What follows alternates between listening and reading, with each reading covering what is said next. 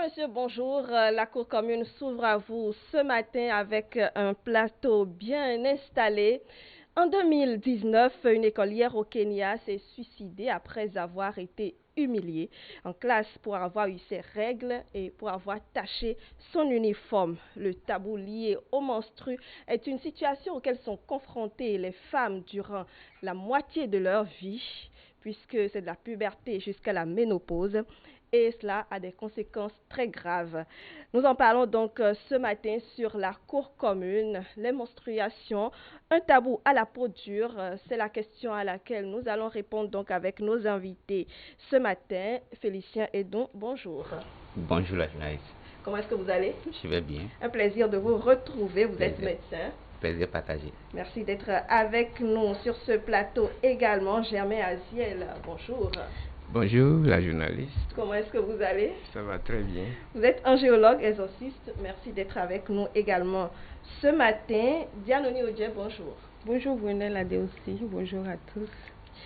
Vous allez bien également ce matin? Je vais très bien.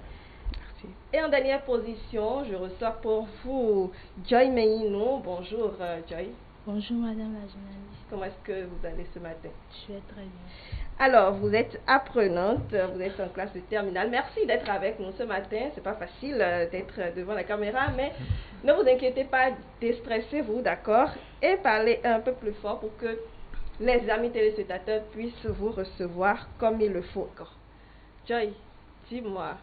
Je voudrais quand même, avant de poursuivre les échanges, savoir à ton niveau, à toi, est-ce que tu as déjà entendu parler de, disons, cette tabou-là, un certain nombre de choses? Déjà, quand vous avez vos règles ou bien entre copines, est-ce que vous vous interdisez certaines choses parce que vous êtes en règle? Pas se cacher seulement, mais des interdits. Bien sûr. Parfois, quand on est en menstrué, il y a des aliments qu'il faut éviter. Ah, d'accord. Comme prendre des arachides, de l'haricot. Et on a parfois aussi des envies bizarres. On sent tout le temps la fatigue. Comme vous le disiez, bon, d'autres pensent que c'est un truc sale. Mais en effet, c'est pas ça. Parce que, comme on le dit souvent, la femme en menstruée ne pourrit pas le jambon juste en le touchant. Bon, les interdits de haricots et autres, qui est-ce qui en a parlé? Bon, j'ai une amie, oui. C'est elle qui m'en a parlé. Donc il faut pas manger le haricot, arachide. Et quoi d'autre encore? Bon, je m'en souviens plus trop. Et pour quelle raison? Bon, elle a dit que c'est sa mère qui lui a interdit ça. Donc que c'est pas bien d'être en menstrué et de manger ce genre de truc. D'accord. Donc vous avez demandé à maman pour avoir une idée de ce qu'il faut manger ou pas? Non, je suis pas avec maman. Ah d'accord. Et vous ne savez pas pourquoi est-ce qu'elle vous a dit ça? Que c'est pas bien, que vous n'avez pas cherché à comprendre et... En tout cas, vous respectez. Ouais. Ah, d'accord. C'est ça en réalité. On respecte parce que on a peur. Tu as peur de quoi? Ah, comme c'est sa mère qui lui a interdit, c'est peut-être parce que sa mère, elle a eu à faire un constat à propos de ça. C'est pourquoi, alors j'évite aussi. Félicien. Vous savez, c'est là qu'il y a vraiment le tabou, parce qu'on dit de ne pas faire, mais on ne vous dit pas pourquoi. Faut pas faire. Peut-être on va trouver quelque chose de dangereux derrière, on vous dit si vous faites ça, vous pouvez avoir ci, alors que ce n'est pas vrai. C'est juste pour faire peur, pour éviter que la personne aille à le faire ce qu'on interdit de faire. Sinon, en général, il n'y a aucun aliment qui est interdit pendant les menstrues. De façon médicale. De façon médicale. Mais chaque femme doit apprendre à connaître son corps. Et connaître les aliments qui lui... Même en dehors des menstrues, vous allez manger des aliments qu'il ne faut pas manger parce que ça vous donne telle chose. Ce n'est pas forcément que c'est lié aux menstrues, mais particulièrement l'haricot, l'arachide dont on est en train de citer. En fait, pendant les menstrues, c'est un phénomène hormonal chez la femme.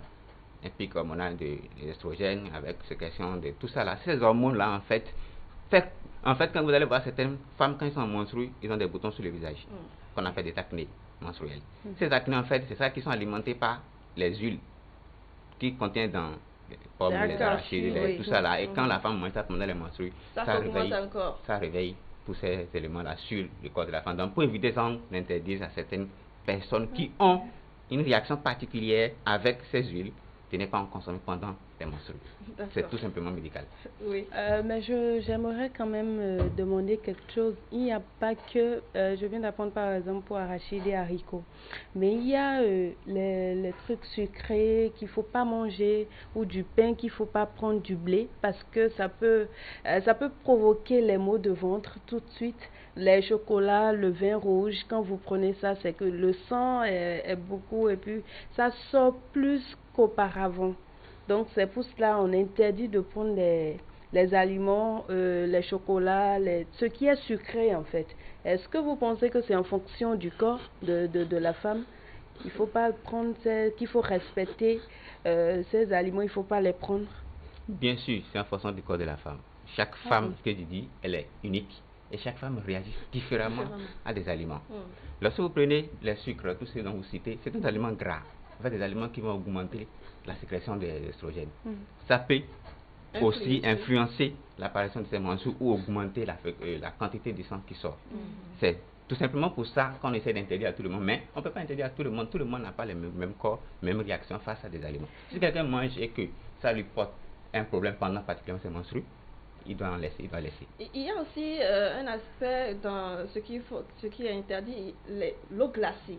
Parce qu'il paraît que ça coagule le sang et donc en fait celles par exemple qui ne veulent pas trop saigner prennent à longue. Déjà tu as trop envie de prendre de l'eau glacée parce que fatigué, le soleil et autres. Quand on en prend, on remarque qu'on ne saigne plus réellement comme la normale. C'est normal parce que même normalement on ne devait pas prendre de la glace parce que l'organisme a un système de régulation de la température. Même pendant les menstrues, si on a le temps, on va en parler, la régulation de la température pendant les menstrues. Chaque individu règle de façon différemment sa température.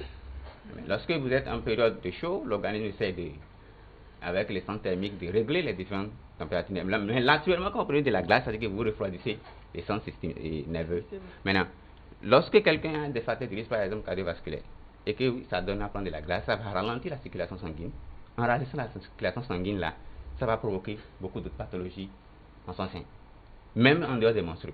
Mais la même chose qui se passe pendant les menstrues, l'organisme a une certaine température à laquelle il fonctionne pour pouvoir éliminer ces tissus destruction au niveau après les menstrues. Mais quand vous mettez de la glace, vous allez ralentir le processus. D'accord. Et c'est ce qui fait qu'en fait vous saignez moins quand vous prenez de la glace pendant les menstrues. D'accord. Au même moment, il y a d'autres femmes, quand elles prennent de la glace, tout de suite, le sang est plus fluide. Comment est-ce qu'on explique cela? Comme chaque femme est unique et réagit